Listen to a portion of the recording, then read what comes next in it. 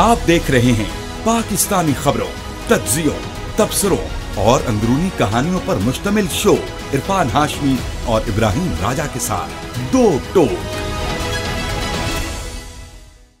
अस्सलाम वालेकुम नाज़रीन, मैं हूं इरफान हाशमी और आपको प्रोग्राम में खुश आमदीद कहता हूं। और हमारे साथ मौजूद हैं इब्राहिम राजा साहब। अस्सलाम वालेकुम। वालेकुम अस्सलाम। राजा साहब, तीन खबरें जिस पर तफसील से हम बात करेंगे आज के इस दो टोक के अंदर। हुकूमत चीफ जस्टिस को क्या एक्सटेंशन देगी और किस किस्म की खबरें इस वक्त सुप्रीम कोर्ट ऑफ पाकिस्तान की राहदारियों से आ रही हैं और वहां पर कोर्ट रिपोर्टर्स और जो चैम्बर्स के अंदर इस वक्त जो स्पेकुलेशंस हो रही हैं, इसका जायजा रखेंगे आज की इस नशिस्त के अंदर। और फिर क्या हुकूमत ने वाकई कोई पैगाम भेजा है जस्टिस मंसूर को और इसमें कितनी हकीकत है, इसका भी जायजा लेंगे आज के इस प्रोग्राम में। और राय साहब, फिर हुकूमत क्या प्लानिंग कर रही है, वुज़रा इस वक्त किस किस्म का बयानात इस वक्त टेलीविजन स्क्रीन के ऊपर देते हुए आपको नजर आएंगे। ये बयान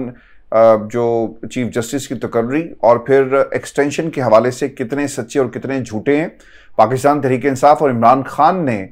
जो एक्सटेंशन वाला मामला है, आर्मी चीफ जस्टिस की तैनाती वाला मामला भी, इसके ऊपर भी जो एक रिएक्शन दिया, इसकी भी तफसील शामिल करेंगे आज की इस नशिस्त के अंदर। और फिर राय साहब, जो सबसे इंपॉर्टेंट खबर है वो है आसिफ अली जरदारी साहब जो चलकर फजल रहमान साहब के पास गए और उन्हें एक बंदूक का तोहफा दिया गया।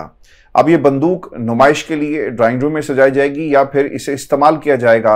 आइन के खिलाफ, जमहूरियत के खिलाफ और पाकिस्तान तहरीक इंसाफ के खिलाफ। और सवाल डाला गया है कानून साजी का, आइनी तरमीम का, और आइनी तरमीम के अंदर जो नंबर गेम इस वक्त पार्लियामेंट की है वो क्या बता रही है और कॉन्स्टिट्यूशन ऑफ पाकिस्तान का क्या कहता है किसी भी तरमीम के हवाले से, खासतौर पे ऐसे वक्त में जब पीर को कौमी असम्बली का और फिर 28 तारीख को रासा मुश्तरका इजलास पार्लियामेंट का होने जा रहा है। इसकी तफसील भी शामिल करेंगे आज की इस नशिस्त में। और रासा, फिर खान साहब का तिबी मुआयना हुआ, डॉक्टर ने क्या कहा और इमरान खान की सेहत के हवाले से किस किस्म की रिपोर्ट आई है, इसकी तफसील भी अपने सुनने वालों के सामने रखेंगे। लेकिन राय साहब, जो सबसे अहम खबर है और पाकिस्तान के अंदर जो इस वक्त पिछले 15 से 20 दिन जो हो गए, स्पेकुलेशन इसे कहें या फिर एक तैयारी कहें आने वाले कल के लिए, हुकूमत कोशिश में है कि किसी तरह एक आइनी पैकेज लाया जाए, तरमीम की जाए और एक्सटेंशन वाला मामला चीफ जस्टिस का, काजी फैज़ ईसा का, या फिर अपनी मर्जी का चीफ जस्टिस लाकर पूरी गेम को उल्टा कर रखा जाए। राय साहब, आज मैंने पाकिस्तान की जो हुकूमत है, इनके तर्जुमान, इनके बीरबलों को टेलीविजन स्क्रीन के ऊपर ये कहते हुए सुना, quote and quote doctor Musaddiq Malik क्या कहते हैं। वो ये कहते हैं कि दुनिया में जो बेहतरीन बंदा होता है उसे ही ओहदे का चांस दिया जाए। दुनिया में कहीं नहीं होता कि बुजुर्ग तरीन शख्स को ही सीओ लगाएं। मैं कुछ चीज़ें तब्दील और उनकी वजाहत हमें करना होंगी। सुप्रीम कोर्ट के जजेस ही फैसलों पर तनकीद करते हैं। आइन को उलट पलट कर दो मुख्तलिफ मुतजाद फैसले आपने दिए और आइनी तरमीम में चीफ जस्टिस की तैनाती का मामला मेरी नज़र से नहीं गुजरा, लेकिन इसके ऊपर वक्त से पहले बात नहीं की जा सकती। राय साहब, एक और इसका जवाब आया और अता तारड़ साहब ने जो टेलीविजन प्रोग्राम में जब उनसे भी ये सवाल किया गया, हुकूमत का ये मौक़िफ़ है और वो क्या कहते हैं कि आइनी तरमीम के बारे में नहीं सोच रही और खुसूसन जजेस की तैनाती के हवाले से तो बिल्कुल भी सोच नहीं रही। लेकिन दूसरी तरफ उन्हीं के कैबिनेट मेंबर मुसद्दिक मलिक की जो मैंने बात आपके सामने रखी, एक चीज़ इन्होंने बड़ी इंपॉर्टेंट कही है और वो ये थी कि अगर आइनी तरमीम का कोई पैकेज आएगा तो और उसके ऊपर वक्त आने पर हम सोचेंगे, और जस्टिस मंसूर का जो नोटिफिकेशन है उसमें भी हमें कोई जल्दी नहीं है, उसके ऊपर भी कोई मुनासिब वक्त देकर नोटिफिकेशन कर दिया जाएगा। राय साहब, क्या लगता है आपको, क्या खबर है आपके पास, वजह क्या हो सकती है? जस्टिस मंसूर का चीफ जस्टिस का नोटिफिकेशन क्यों जारी नहीं किया जा रहा? दूसरी तरफ तो काजी साहब का तो फौरी तौर पर जारी कर दिया गया था। देखें हाशमी साहब, इस खबर के अंदर भी दो खबरें छुपी हैं, क्योंकि अगर जस्टिस मंसूर अली शाह का चीफ जस्टिस का नोटिफिकेशन ये अभी जारी कर दें, जिस तरीके से जस्टिस बंदयाल के अख्तियारात कम करने के लिए या जज साहिबान पर उनका असर रसूख कम करने के लिए, या ये आप कह लें कि जज साहिबान को ये मैसेज देने के लिए कि अब जस्टिस बंदयाल की लाइन नहीं, आपने जस्टिस फैज़ ईसा की लाइन को टो करना है, तो उस वक्त तो 3 माह पहले जस्टिस फैज़ ईसा का एक बदनीयती के तहत नोटिफिकेशन जारी कर दिया गया था और अमली तौर पर जस्टिस बंदियाल को गैर मौसर चीफ जस्टिस कर दिया गया था। इससे पहले बहुत कम मिसालें मिलती हैं और बहुत से लोग तो कहते हैं कि इस तरह की कोई मिसाल नहीं मिलती, लेकिन अब चूंकि ये एग्जाम्पल सेट हो गई थी तो जस्टिस मंसूर अली शाह का भी हक है कि एक ऐसी सिचुएशन में जब जस्टिस फायज ईसा जो कि इस्टेब्लिशमेंट के और मरियम नवाज के एक हकीर से एजेंट बन के सामने आए हैं, तो अब उनकी रिटायरमेंट में सिर्फ 60 दिन रह गए, लेकिन जस्टिस मंसूर अली शाह का जो चीफ जस्टिस की तैनाती का नोटिफिकेशन है वो जारी नहीं किया जा रहा। अब इसके पसे पर्दा क्या कुछ चल रहा है उसके मुतल्लिक जो कोर्ट रिपोर्टर्स हैं, यानी सुप्रीम कोर्ट को कवर करने वाले रिपोर्टर्स और कुछ जो हमारी रसाई है कुछ जराए तक, वो ये है कि एक तो जस्टिस फायज ईसा को एक्सटेंशन देने के लिए अभी भी पसे पर्दा कोशिशें की जा रही हैं, और दूसरी जानिब डायरेक्टली या इनडायरेक्टली जस्टिस मंसूर अली शाह को भी ये पैगामात दिए जा रहे हैं, क्योंकि जिस तरीके से जस्टिस मंसूर अली शाह ने कहा कि सुप्रीम कोर्ट के फैसले पर हर सूरत में अमल दरामद करना पड़ता है, तो उससे तासुर गया कि इस्टेब्लिशमेंट को, इलेक्शन कमीशन को, इंतजामिया को 78 नशिस्तें जो पीटीआई को दी गई, जो पीटीआई को 1.25 साल के बाद सिर्फ 1% इंसाफ मिला, तो इस फैसले पर अमल करना पड़ेगा। तो उसके बाद अब चूंकि जस्टिस फायज ईसा की एक्सटेंशन थोड़ी सी खटाई में पड़ गई है,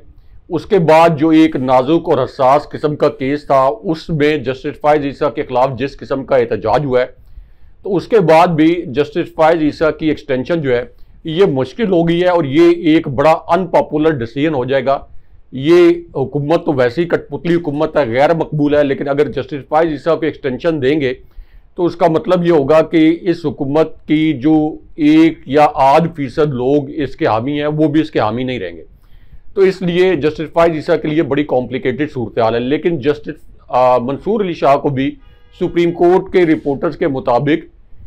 ऑन बोर्ड लेने की कोशिश की जा रही है कि ठीक है, आपके चीफ जस्टिस बनने की राह में हम रुकावट नहीं बनेंगे, लेकिन कुछ गारंटीज दे दें। यानी ये दावा किया जा रहा है कि जस्टिस मंसूर अली शाह को कहा गया है सरेदस्त क्या सरेदस्त गारंटी क्या हो सकती है? एक तो मखसूस नशिस्तों का तफसीली फैसला ना बाकी रहा है सर, इसके अलावा क्या गारंटी हो सकती है? चूंकि इसी के ऊपर पूरी गेम है, 2/3 अक्सरियत। आज अगर, चूंकि आपको अगर याद हो ना, 6 अगस्त तक आपने फैसले पर अमल करके रिपोर्ट सुप्रीम कोर्ट में जमा करवानी थी। राय साहब, असूली तौर पे तो इस वक्त तौहीन अदालत की कार्रवाई का बाकायदा तौर पे आगाज हो जाना चाहिए, और ये तौहीन अदालत के मुर्तकिब हुए हैं। 8 जजेस के फैसले को माना नहीं गया और सारे मुर्तकिब हुए, और अगर सुप्रीम कोर्ट कोई बड़ा हुक्म दे दे तो जिन्होंने इसको नहीं माना और जिन्होंने कानून साजी कर दी जाकर, तो ऑब्वियसली उनके खिलाफ कार्रवाई होगी, सारे के सारे नाहल होंगे। अब पता नहीं इस तरफ ये मामला आता है या नहीं आता, लेकिन सुप्रीम कोर्ट के फैसले पे अमल दरामद नहीं हुआ, और अब ये एक ढाई अहम मसला जो है हुकूमत के लिए बना, और इस फैसले के तनाजुर में गारंटीज ली जा रही होंगी। कहा जा रहा होगा कि काजी साहब की जान खुलासी कर दी जाए, बल्ले के निशान के हवाले से सख्त फैसला ना लिखा जाए, इलेक्शन कमीशन के हवाले से आपको लगता है कि कोई गारंटीज ली जा रही होंगी? इलेक्शन कमिश्नर ने जैसा आइन शिकनी की और गलत फैसले की तशरीह की उन्होंने। देखिए आशफी साहब, एक तो पीटीआई की कई पिटीशन जो हैं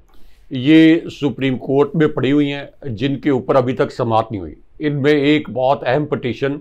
9 मई के वाकयात के हवाले से भी है जो कि 1.25 साल से समाअत के लिए फिक्स नहीं हुई। इसी तरह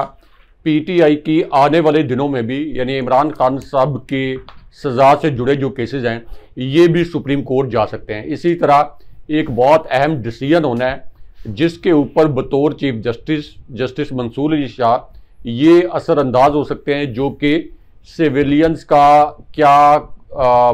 फौजी अदालतों के अंदर ट्रायल होगा या नहीं होगा, और जिस तरह की प्लानिंग की जा रही है इस कठपुतली हुकूमत की जानिब से या एस्टैब्लिशमेंट की जानिब से,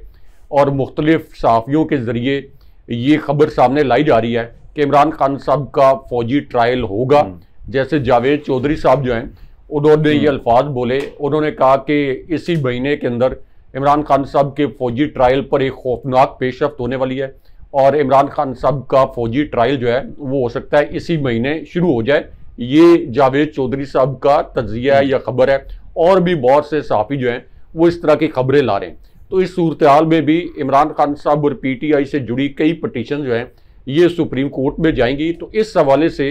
ये कहा जा रहा है कि जस्टिस मंसूर अली शाह अगर इन तमाम मामलात पर कोई गारंटी दे दें तो फिर जस्टिस मंसूर अली शाह के चीफ जस्टिस बनने की राह में रुकावट नहीं खड़ी की जाएगी। लेकिन एक और जो स्कीम है वो ये की जा रही है कि किसी तरीके से ऐसी रेगुलेशंस की जाएं कि जिसमें जस्टिस मंसूर अली शाह और दीगर जो सीनियर जजेस हैं इनकी सीनियरिटी को मुतासिर किया जाए,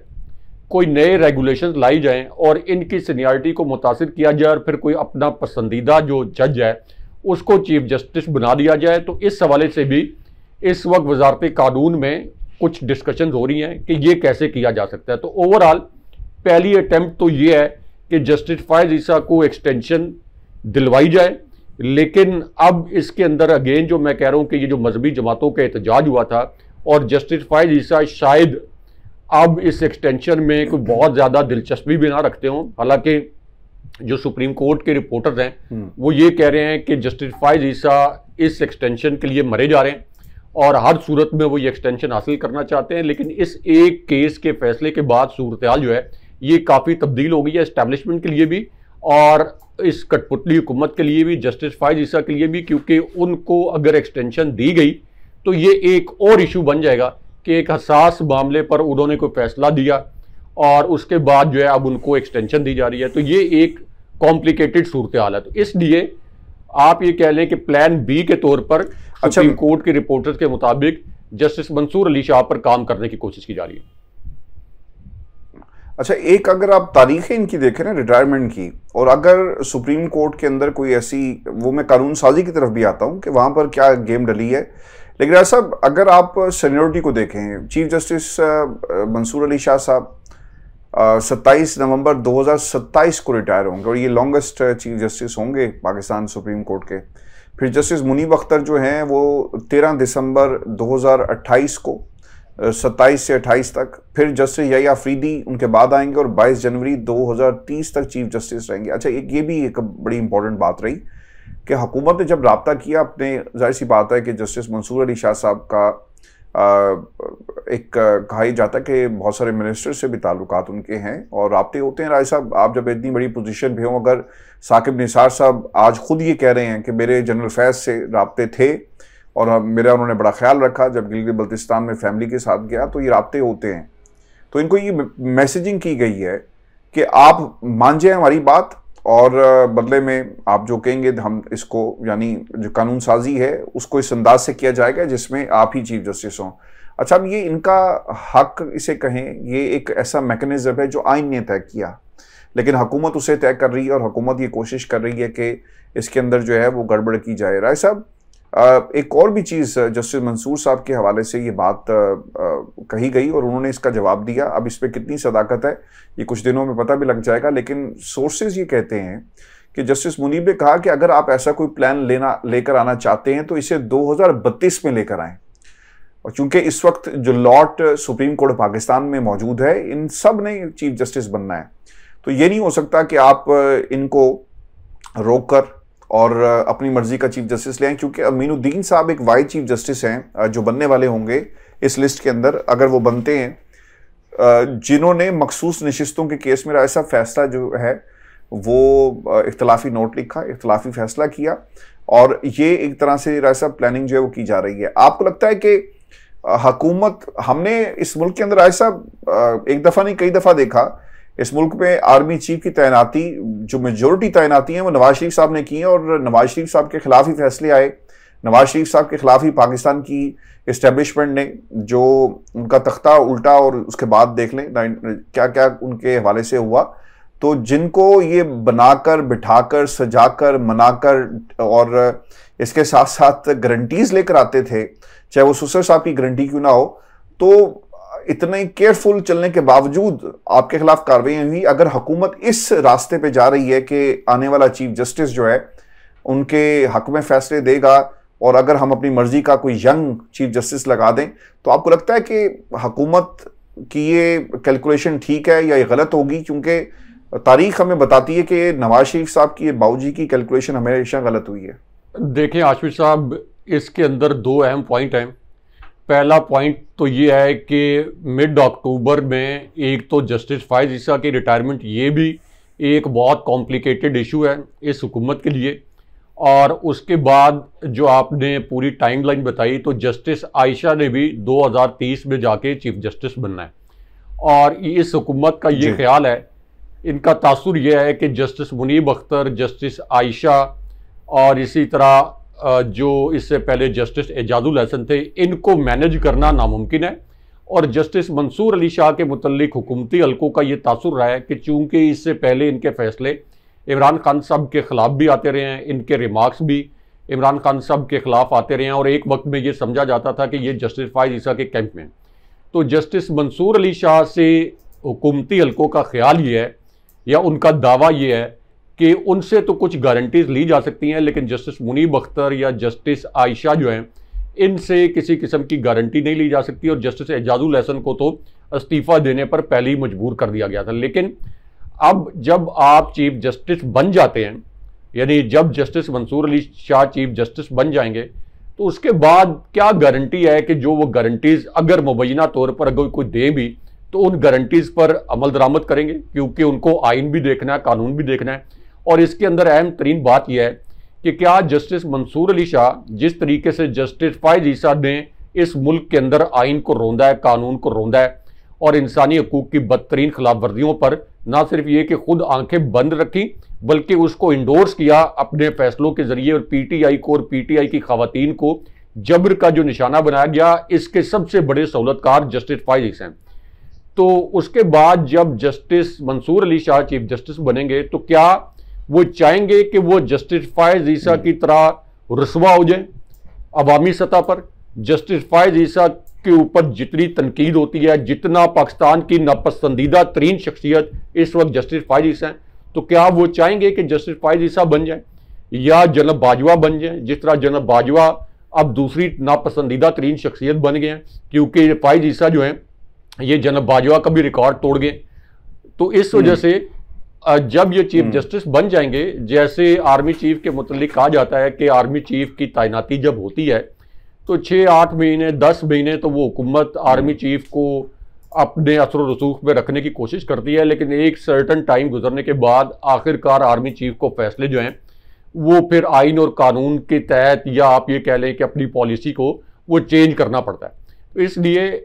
नवंबर में चूँकि एक्सटेंशन के हवाले से भी प्रॉबली एक हिलजुल शुरू हो जाएगी कि आर्मी चीफ को एक्सटेंशन देनी है या नहीं देनी। इसी तरह जो सीनियर कोर कमांडर हैं उनमें भी एक इस्तराब होता है कि अगर आर्मी चीफ को एक्सटेंशन मिल गई, किसी भी आर्मी चीफ को, तो हमारी जो सीनियरिटी है तो वो असरअंदाज होगी। इसलिए ये बड़ा अक्टूबर और नवंबर बिल्कुल एक ये अच्छा वो अहम है। लेकिन ये आप चाहते हैं कि आइन के अंदर राय साहब बड़ा वाजे लिखा है। मैं चूंकि इस वक्त तरमीम की एक बात की जा रही है, और इस तरमीम में ऑब्वियसली आपको दोनों जो आपके पार्लियामेंट के जो दोनों ऐवान हैं वहाँ पे आपको 2/3 अक्सरियत की ज़रूरत है। हुकूमत के पास राय साहब ये 2/3 अक्सरियत किसी भी ऐवान के अंदर मौजूद नहीं है। अगर आप कॉन्स्टिट्यूशन अमेंडमेंट की बात करें, आइन बड़ा वाज़ेह 239 को पढ़ लें कि a bill is to amend the constitution may originate in either house and then the bill has been passed by the votes of not less than 2/3 of the total membership of the house. It shall be transmitted to the other house. If the bill is passed without amendment by the voters of not less than 2/3 of the total membership of the house to which it is transmitted under clause 1, it shall, subject to the provisions of the clause 4, be presented to the president for the assent. ठीक है जी, ये दोनों houses का जिक्र इसके अंदर किया गया है। सब पाकिस्तान के अंदर हुआ ये है कि बहस शुरू ये हो गई है कि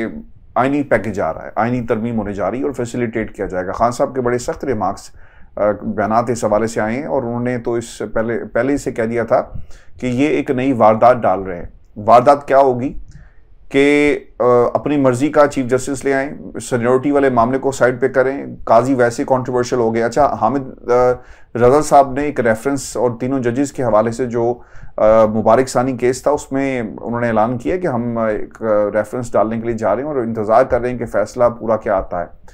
अब पीटीआई का बड़ा वाज़ेह मौक़िफ़ है कि आप जो अपने फ़ैसलों को, मर्ज़ी के फ़ैसले और मर्ज़ी का चीफ जस्टिस लाने की जो रिवाज है वो पुराना है, और बाऊजी या शहबाज शरीफ साहब की जो हुकूमत है वो ये करने जा रही है। सब जो इस वक्त आसिफ अली जरदारी साहब चल कर गए ना फजलुर रहमान के घर, आपने देखा, और तोहफे में एक बंदूक लेकर गए। अब ये मेटाफोरिकली स्पीकिंग फ्रॉम एलिगोरिक पर्सपेक्टिव अगर देखा जाए, जिसे आप अक्सर कहते हैं कि सतारतन, राय साहब ये बंदूक देना, ये नुमाइश के लिए बंदूक होगी या इस बंदूक को जमहूरियत के खिलाफ चलाया जाएगा? क्या करेंगे इस बंदूक का? क्योंकि 8 जो वोट हैं उन्होंने वहां पे रिक्वेस्ट की है कि सानू या वोट दे दे। देखिए आशिफ साहब, जमहूरियत पर तो बंदूक क्या, तोपे, टैंक, हर किस्म की जो भी आप कह लें कि इक्विपमेंट है जो यूज हो सकता था वो पाकिस्तान के अंदर पिछले 2 साल में यूज हो गया है। तो फजलुर रहमान साहब को जो आसिफ अली जरदारी ने बुलाया है, फजलुर रहमान और आसिफ अली जरदारी दोनों की शोहरत यह है कि दोनों बहुत बड़े सियासी सौदागर हैं। फजलुर रहमान साहब भी सियासी सौदागर हैं और हमेशा ये चाहते हैं कि अपनी पोजीशन का फ़ायदा उठाते हुए ये कोई ना कोई सियासी फ़ायदा हासिल कर लें। और इसी तरह आसिफ अली जरदारी तो ये तो सिंध के जो ख़जाने हैं, जो सरकारी ख़जाने, जो अदालती फैसलों के नतीजों में बताया गया कि इन्होंने किस तरीके से सिंध में लूट खसूट किया है, तो उन ख़जानों को ये इस्तेमाल करते हैं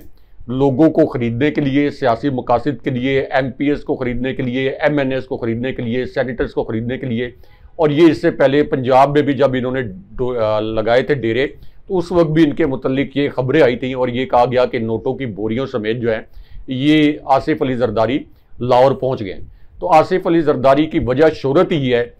जो कि अदालती फैसलों के नतीजों में इंटरनेशनल लेवल पर जो आर्टिकल छपे कि वो एक करप्ट शख्सियत है और वो करप्ट प्रैक्टिस हर वक्त करते हैं और एक क्रिमिनल माइंड है उनका। तो इस वजह से ये जो मुलाकात है इसके अंदर और कोई मामला अंडर डिस्कशन नहीं आया। इसके अंदर सिर्फ ये मामला अंडर डिस्कशन आया कि अगर फजलुर रहमान इस कठपुतली हुकूमत की कानून साजी में या ID तरमीम में हमायत कर दें तो फजलुर रहमान को ये कठपुतली हुकूमत कैसे नवाज सकती है और क्या कुछ दे सकती है। और अगर फजलुर रहमान ने कुछ बहुत ज़्यादा भी मांगा तो हो सकता है कि उनको दे दिया जाए, क्योंकि इस्टेब्लिशमेंट ये चाहेगी कि इस वक्त जितनी तनकीद उनके ऊपर हो रही है अदालतों की जानिब से भी, फिर ISI का नाम बार बार अदालतों में लिया जाता है, तो चले अपने जो मुखालफीन हैं उनमें एक कमी की जाए और फजलुर रहमान को खरीद लिया जाए। तो इसलिए ये सारी एक्सरसाइज इस वजह से हो रही है। अच्छा, मुझे तो नहीं वैसे लगता कि फजलुर रहमान जो है वो मुखालफीन पाकिस्तान की इस्टेब्लिशमेंट उन्हें समझती है। आपने ऐसा कभी सुना है कि फजलुर रहमान साहब की जमात के किसी बंदे को उठा लिया गया हो और जबरी गुमशुदगी और वो लेकर अपनी दरख्वास्त पाकिस्तान की किसी अदालत में चले गए हों? आपको याद है ना कि ये मैं पूरी टाइमलाइन है, अगर आप कहें तो मैं रख देता हूँ, ये टाइमलाइन है सर हमारे पास। फजलुर रहमान साहब की जमात, राय साहब, वो जमात है जिसे हुकूमत भी फैसिलिटेट करती है। जितनी लीथल किस्म की तनकीद पाकिस्तान की इस्टेब्लिशमेंट पर फजलुर रहमान ने की है शायद ही किसी और ने की हो। आपको याद होगा कि इनका एक जुमला और एक बयान बड़ा, अभी भी आप सर्च करें, हमारे सुनने वाले सर्च करें, मिल जाएगा। उन्होंने अपने कंधों पर हाथ मार के कहा था कि ये समझते क्या अपने आप को, हमने तो तालिबान को, अलकायदा को यहां से भगा दिया, आप किस खेत की मूलियां। ये इनके कोट एंड कोट अल्फाज हैं। फिर ऐसा 3 जलसे हुए, ये जो माजी करीब के अंदर हैं। 9 मई कराची में जलसा हुआ। इस जलसे के बारे में चीफ जस्टिस जो सिंध हाई कोर्ट थे उन्होंने कहा था कि यार कल ही एक जलसा हुआ है और तहरीक इंसाफ वालों को आप क्यों इजाजत नहीं देते। 9 मई में पेशावर में जलसा हुआ, फिर 1 जून को मुजफ्फरगढ़ में जलसा होता है। हुकूमत फैसिलिटेट करती है। जब वो सख्त बातें करते हैं और हुकूमत के लोगों से आप बात करें तो वो कहते हैं कि मौलाना साहब काबिल एहतराम हैं और काबिल इज्जत हैं, उनसे बात की जाएगी, उनसे मामलात को सुलझाने की तरफ हम लेकर आएंगे। यानी रियासत के 2 जो बड़े पिलर्स हैं, इस्टेब्लिशमेंट और हुकूमत, और खैर हुकूमत ही ये सब कुछ है और वही हुकूमत है, इस्टेब्लिशमेंट इस वक्त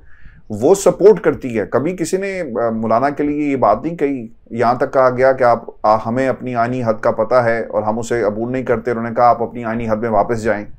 थोड़ा सा फजलुर रहमान साहब को तो हर तरह से फैसिलिटेट किया जाता है। अब आपको लगता है कि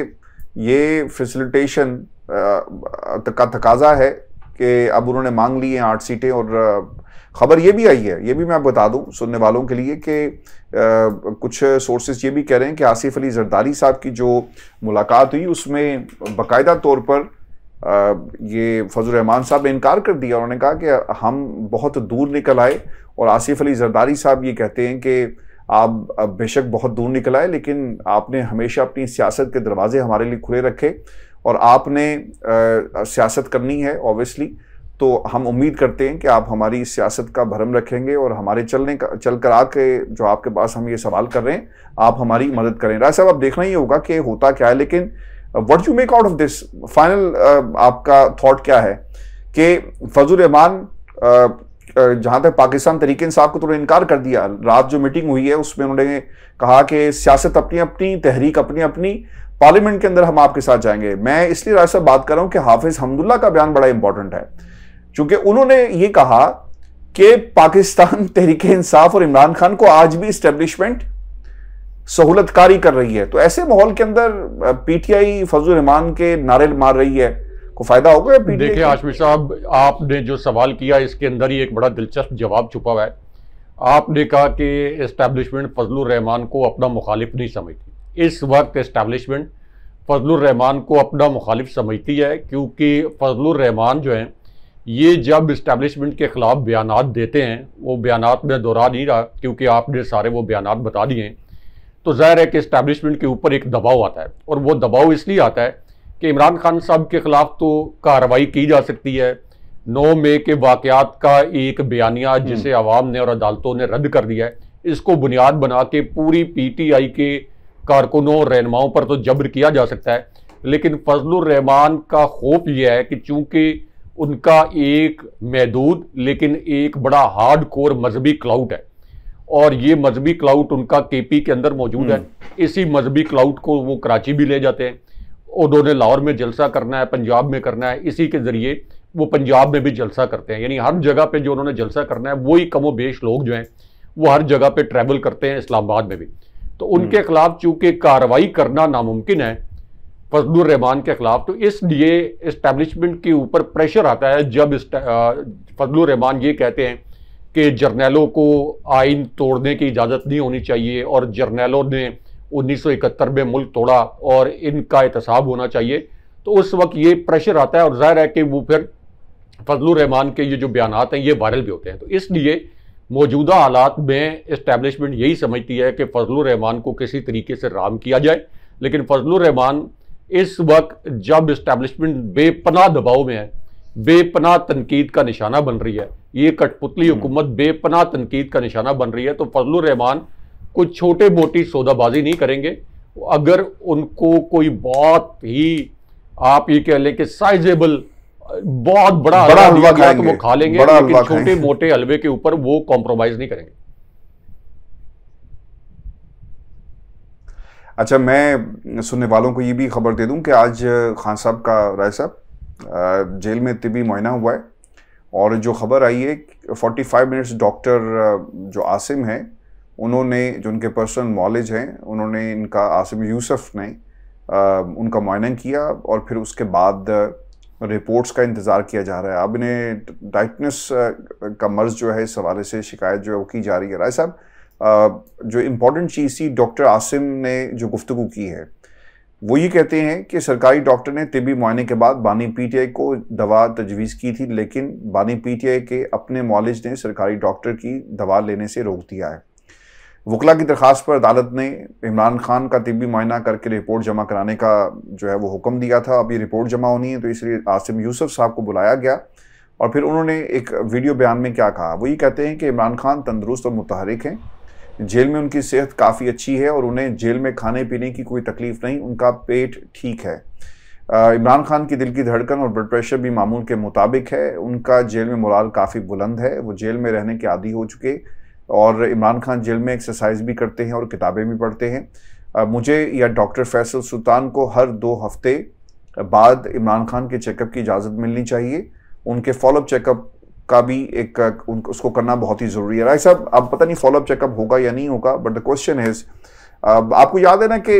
ये खान साहब की जो हुकूमत आई थी उससे पहले की बात है, खान साहब की एक वीडियो बड़ी वायरल हुई राय साहब, और उस वीडियो के अंदर ये पुशअप्स लगा रहे हैं, तो लोगों ने इसके ऊपर बाकायदा उनका जो स्टेमिना है और उनके जो असाब जितने मजबूत हैं और जिस तरह से वो अपने आप को उन्होंने फिट रखा होता, इसकी लोग मिसालें देते हैं, आज भी देते हैं। और फिर हमने उनके हवाले से एक दरख्वास्त और भी गई है। खान साहब ने अदालत से कहा है कि मुझे डंबल्स दिए जाएं और जो वेट एक्सरसाइज उन्होंने करनी है। अच्छा, जेल में राय साहब बंदा होना तो उसको आगे पीछे की होश नहीं होती। जेल में बंदा हो तो उसे ये परेशानी होती है कि यार मैं यहाँ से निकलूँ कैसे, और कोई वकील आए, कोई अच्छी खबर लेकर आए, कोई वकील आकर मुझे कहे कि हाँ साहब आप अगले हफ्ते निकल रहे हैं। हमने ये ड्रामा देखा है लाहौर में और यहाँ पे बैठ के भी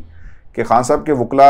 मुख्तलिफ किस्म के बयान देते रहे कि अगले हफ्ते, ईद से पहले, ईद के बाद। राय साहब ईदें कई आई चली गई, तो खान साहब को कोई फिक्र ही नहीं है। वो डंबल मंगवा रहे हैं, वो एक्सरसाइज मशीन मंगवा रहे हैं, उनकी सेहत भी अच्छी है। और ये साइकोलॉजिकल वॉरफेयर है। राय साहब जीत रहे हैं इमरान खान, और इनके मुखालफिन परेशान होंगे कि यार ना डील होती है, हम ना ढील देने की बात करते हैं, बल्कि उल्टा तो अब राय साहब ये हुआ है, मैं बात लंबी हो जाएगी, अली अमीन गंडापुर या फिर कोई और, हुकूमत खुद चलकर गई है, चाहे हुकूमत गई है, एस्टेब्लिशमेंट ने फैसिलिटेट किया, दोनों जो धड़े हैं मान नहीं रहे, लेकिन कहा ही जाता है कि दोनों चलकर तो खान साहब के पास ही गए ना। और आखिरकार जो हमेशा से मैं कहता रहा हूं कि अडयाला जेल पावर हाउस है, वो वाकई अब पावर हाउस बन गया, जहां पर इमरान खान एक तरह से सेटल डाउन हो गए और ही इज नॉट वरीड के बाहर जो है उन्हें आने की कोई जल्दी नहीं है। और यही हिसाब शिकन एक जंग है जिसको बाहर बैठे हुए लोग जो हैं वो हारते हुए हमें तो कम से कम नजर आ रहा है। देखें आशमी साहब, अली अमीन गंडापुर और एस्टेब्लिशमेंट के मुतल्लिक एक पाकिस्तान के अंग्रेजी अखबार में एक बड़ी अहम खबर शाया हुई है, क्योंकि इस खबर में ये कहा गया कि इस्लामाबाद में एक मीटिंग हुई, इसमें army chief general Asif Munir और इसी तरह अली अमीन गंडापुर चीफ मिनिस्टर केपी के तौर पर मौजूद थे। प्राइम मिनिस्टर हाउस में ये मीटिंग हुई और इस खबर के अल्फाज के मुताबिक इस मीटिंग में अली अमीन गंडापुर और army chief general Asif Munir के दरमियान पॉजिटिव वाइब्स जो हैं ये देखने में आई। उसके बाद इसी खबर में ये इंकशाफ किया गया कि जिस वक्त 22 अगस्त का जलसा पीटीआई ने करना था तरनोल में, और इस्टेब्लिशमेंट को जाहिर है कि ये एहसास हो गया और इस कठपुतली हुकूमत को भी कि इतना बड़ा सुनामी आ रहा है और उनके साथ क्रेन्स हटाने के लिए, कंटेनर हटाने के लिए उनके पास क्रेन्स भी मौजूद हैं और किसी भी सूरत अब इसको रोका नहीं जा सकता। तो फिर जो अली अमीन गंडापुर के इस्टेब्लिशमेंट के साथ ताल्लुकात हैं, तो इस्टेब्लिशमेंट ने इस स्टोरी के मुताबिक उन्होंने अली अमीन गंडापुर को ये पैगाम दिया या उनको रिक्वेस्ट की कि आप इमरान खान साहब को पैगाम पहुंचाएं कि ये, और उनसे रिक्वेस्ट करें कि ये 22 अगस्त का जो जलसा है इसको फिलहाल ये कैंसिल कर दें, क्योंकि इससे मुल्क में इंतशार का खदशा है। दूसरी जानिब मजहबी जमातें जो हैं ये सुप्रीम कोर्ट के गेट के करीब पहुंच गई थी। अब इसी खबर में ये भी लिखा गया कि अली अमीन गंडापुर, और ये तासुर दिया गया कि ये नहीं है कि वो इस्टेब्लिशमेंट के साथ कुछ साजबाज करके इमरान खान साहब के खिलाफ कुछ साजिश कर रहे हैं, बल्कि उसके अंदर ये लिखा गया कि वो अपना केपी के चीफ मिनिस्टर का जितना भी इन्फ्लुएंस इस्तेमाल कर सकते हैं वो इन्फ्लुएंस इस्तेमाल करके एक ब्रिज बनने की कोशिश कर रहे हैं, जो कि कोशिशें इस वक्त ये कठपुतली हुकूमत की हर वक्त रहती है कि फौजी क़यादत को और पीटीआई को आमने सामने दिखाया जाए। तो ये कहा गया इस खबर में कि अली अमीन गंडापुर ने रात को फिर इमरान खान साहब को ये पैगाम पहुंचाया और उसमें इस्टेब्लिशमेंट की ये दरख्वास्त पहुंचाई। उसके बाद इमरान खान साहब की जो अगली हैपनिंग हुई कि खान साहब के सामने 3 नाम रखे गए कि आप किसी एक को सुबह बुलाएं और सुबह बुला के उसको ये पैगाम दें कि जलसा कैंसिल कर दिया जाए। फिर आजम सवाती सुबह गए और उनको खान साहब ने ये पैगाम दिया। लेकिन इसके अंदर बड़ी दिलचस्प बात यह है कि जब इमरान खान साहब से अडयाला जेल में एक सहाफ़ी ने सवाल किया कि क्या ये पैगाम आपको हुकूमत ने दिया था या कुछ फरिश्तों ने दिया, यानी तासुर ये दिया गया कि इस्टेब्लिशमेंट के फरिश्तों ने या उनके पैगाम रसानों ने, तो इमरान खान साहब ने बहुत क्लियरली ये कहा कि ये जो पैगाम है, ये जो जाली फार्म 47 वाली हुकूमत है, उसके ज़रिए कोई बातचीत और कोई मज़ाकरात नहीं हो सकते। यानी उन्होंने ये क्लियर कर दिया कि इस हुकूमत की दरख्वास्त पर उन्होंने ये जलसा मनसूख नहीं किया। और उसके बाद जो रिपोर्टर्स वहाँ मौजूद थे उनके मुताबिक इमरान खान साहब बहुत हशाश बशाश और बहुत ज़्यादा उनकी बॉडी लैंग्वेज पॉजिटिव नजर आई और एक फातियाना मानी खेज मुस्कुराहट उनके चेहरे पर थी, जिससे ये पता चलता है कि ये जो पैगाम है, यानी रिक्वेस्ट जो की है, ये इस्टेब्लिशमेंट के नुमाइंदों ने इमरान खान साहब से की है और इसके लिए 2-3 सोर्स इस्तेमाल किए गए, यानी अली अमीन गंडापुर और फिर लेटली जो है वो आजम सवाती ने फाइनली ये पैगाम दिया। तो इससे ये भी साबित हो गया कि इस्टेब्लिशमेंट को भी ये इदराक हो गया कि एक इमरान खान साहब की कॉल, अडियाला जेल पर धरना या रेड जोन के अंदर लॉन्ग मार्च, एक कॉल आ गई तो उसको रोकना नामुमकिन होगा। और अभी इसके अंदर एक बहुत अहम पॉइंट यह है कि इमरान खान साहब तक पूरी मालूमात जो है ये पहुंच नहीं पाती, क्योंकि जो लीडर्स उनसे मिलने जाते हैं, जो उनकी कानूनी टीम, वो भी थोड़े से आप ये कह लें कि पूरी मालूमात अगर इमरान खान साहब जो अंदर बैठे हुए हैं उनको अगर ये पता चल जाए कि पाकिस्तानी कौम और ख़ास तौर पर पीटीआई के कारकुन कितने बेखौफ हो चुके हैं कि वो दहशतगर्दी के मुकदमात उन पर बना दिए जाते हैं अगर वो कॉर्नर मीटिंग करें, लेकिन उसके बावजूद वो इतना बड़ा सुनामी लेके पहुंच गए थे तरनोल, तो उसके बाद शायद खान साहब ये फैसला कौन कॉल दे दें। लेकिन ये तासुर है कि खान साहब तक पीटीआई की जो एक जोश जज्बा, मकबूलियत और इस वक्त लोगों ने जो खौफ के बुत तोड़े हुए हैं, इसके मुतल्लिक जो मुकम्मल मालूमात हैं ये खान साहब तक नहीं पहुंची। और शायद प्रॉबेबली बीच में 1-2 पीटीआई के ऐसे लीडर भी हैं जो खान साहब को ये कन्विंस करते हैं कि अभी थोड़ी सी पॉलिसी जो है वो माइल्ड रखी जाए और शायद कुछ अरसे में एस्टैब्लिशमेंट के साथ उनको ये एहसास हो जाए कि हमने जो इस कठपुतली हुकूमत को मुसल्लत किया है उसके बावजूद कोई रिजल्ट्स नहीं आ सके, मईशत कोलैप्स हो गई है, एस्टैब्लिशमेंट पर तनकीद हो रही है, तो एस्टैब्लिशमेंट हो सकता है अपनी पॉलिसी तब्दील कर ले। बिल्कुल आपने ठीक है कि शायद हो ऐसा हो जाए। व्यूअर्स, ये आज की हमारी निशिस्त थी। अपने कमेंट जरूर भेजें, चैनल को सब्सक्राइब करना मत भूलें। मुझे और इब्राहिम राजा साहब को इजाजत दीजिए। अल्लाह ने के बाद।